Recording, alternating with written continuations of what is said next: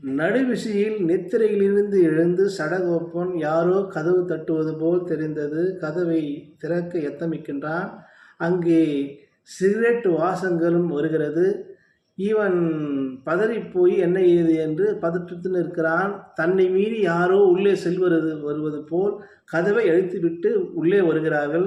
அப்போது தூக்கத்தில் இருந்த சடகோப்பன் அலறி ஓ என்று கத்தினார். பக்கத்தில் இருந்த மனைவியோ என்னங்காச்சு ஏன்னாச்சுங்க, கனவு கண்டீங்களா என்று கேட்பார்.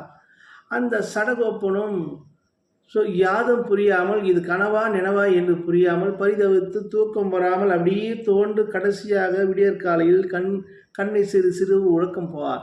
அப்போது அங்கே மேல சத்தம் இருக்கிறது. அந்த மேல சத்தத்தை கேட்டவுடனே பதறி போன அந்த மனைவி சொல்கிறார் சடகோப்பனிடம், ஏங்க உங்கள் சிநேகிதர் இறந்துட்டாராங்க, நீங்கள் பதறி போனீங்களே ராவல்ல, அப்போதான் அவரும் உயிர் பிரிஞ்சுக்குதுங்க. என்னம்மா சொல்கிற என்று கண்ணீர் மல்க சொன்னான். இருவரும் ஒருவருக்கொருவர் 40 ஆண்டு காலம் நட்பாக இருந்தார்கள்.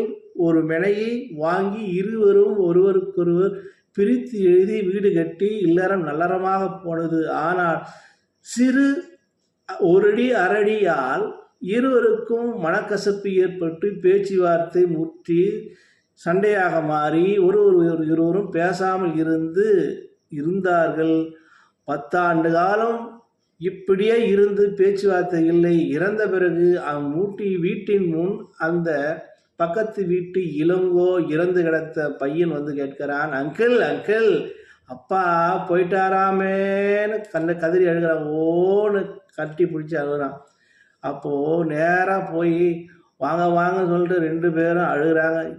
போனது தான் போனேன், என்னை ஏண்டா கூப்பிட்டு போனேன், இப்படியே போய்க்கலாமே என்று பதறி போய் அழுதான், கண்ணீர் மல்கிறான். அப்போது பக்கத்தில் வாசலில் வரும் தண்ணீரும் அக்கத்தில் வாசலில் வரும் தண்ணீரும் சுவரில்லாமல் போயிருந்ததால் ஒருவருக்குள் கலக்கம் ஏற்பட்டது. அந்த ஈமச்சடங்கை செய்ய எத்தமித்தான். அந்த ஈமச்சடங்கெல்லாம் தன்னுடைய சொந்த செலவில் சடகோப்பன் செய்தான் இளங்கோவிற்கு. அந்த தண்ணீர் போய் ஈமச்சடங்கு போய் தண்ணீர் தன் வாசலில் வருகின்ற போது கண்களில் நீர் வருகிறது. தன்னுடைய நண்பன் அங்கே தெரிகிறான் என்று. இதிலிருந்து நாம் தெரிந்து கொள்ள வேண்டிய விஷயம் என்றால், இந்த அரடி ஓரடி இந்த நிலத்திற்காக உற்ற தோழனை இழந்தோமே என்று அந்த மனைவியும் பரிதவித்தாள். அவளும் அந்த சிநேகிதனுக்காக தன் வருத்தத்தை தெரிவித்துக் கொண்டு ஈமச்சடங்கை முடித்தான். நானும் விடைபெறுகிறேன். நன்றி, வணக்கம்.